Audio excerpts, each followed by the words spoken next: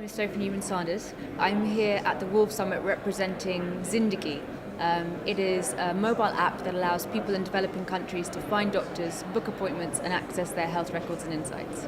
Zindagi is, on the face of it, an application that allows people in developing countries to find doctors, book appointments and access their health records and insights.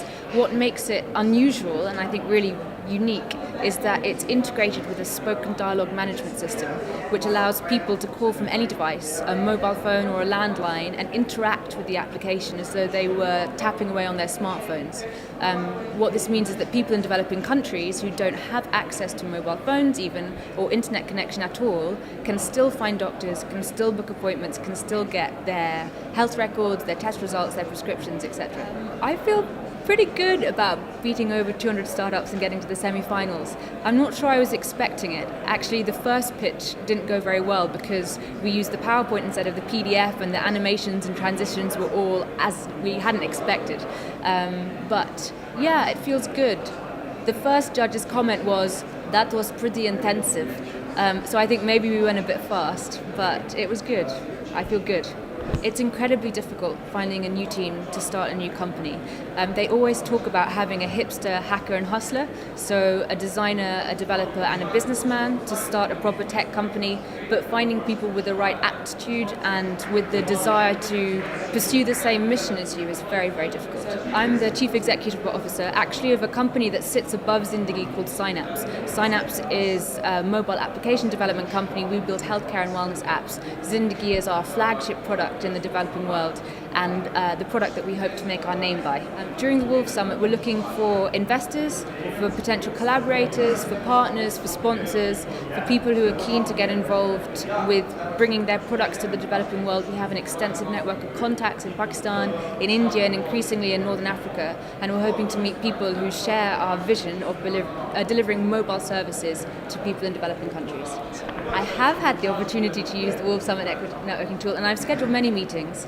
I've had a couple that have been very interesting with Jakub, who is here on behalf of Procter & Gamble, speaking to him about their plans for Central Europe. I've met lots of really interesting startups, Snizzle, who have a local deals application. Yeah, it's been good. I think the Wolf Summit idea and mission is strong.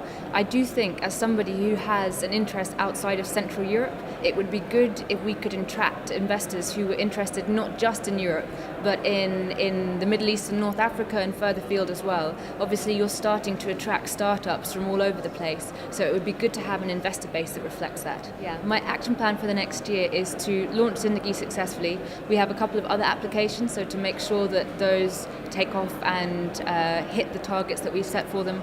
By 2018, we would like to be the largest supplier of mobile healthcare services in the Middle East and North African region.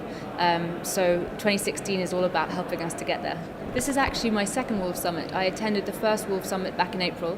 I think I was approached, I'm not sure by whom, potentially by Wojtek, about coming to the first one. We pitched a product that we then pitched actually at the Wolf Summit back in April. So when I heard about the second one in Warsaw, I thought it would be a good opportunity. I really enjoyed the first one, and I think the third will be even better. There are some significant differences between the first and second edition. The second edition of Wolf Summit is better in many ways, in that there are more attendees, and I think the caliber of the startups here is stronger. They're better startups. However, I must say I preferred Gdynia as a location. I think the setup there worked much better. It was more open, it was lighter. The conference room setup and things, I think, was more easy to navigate. But I think there are many ways in which Wolf Summit has gone from strength to strength in the second edition, and I would expect even better things for the third. My piece of advice for a young founder would be this: be prepared to struggle for a very long time, much harder and longer than you expect. And no matter how many times people try to get you down, and they will, don't give up, because if you were strong enough to start the company in the first place, you'll be strong enough to see it through to the end. I think the European startup community needs to stop being so insular and focusing only on things that appeal to Europeans and possibly to people in the US as well. You know, the Europe and North America are a tiny fraction of the world. There are billions of people out there, 1.3 billion in India, more in China, who need just the sort of innovation that is being developed here. I'd like to see European startups focusing outwards, not inwards.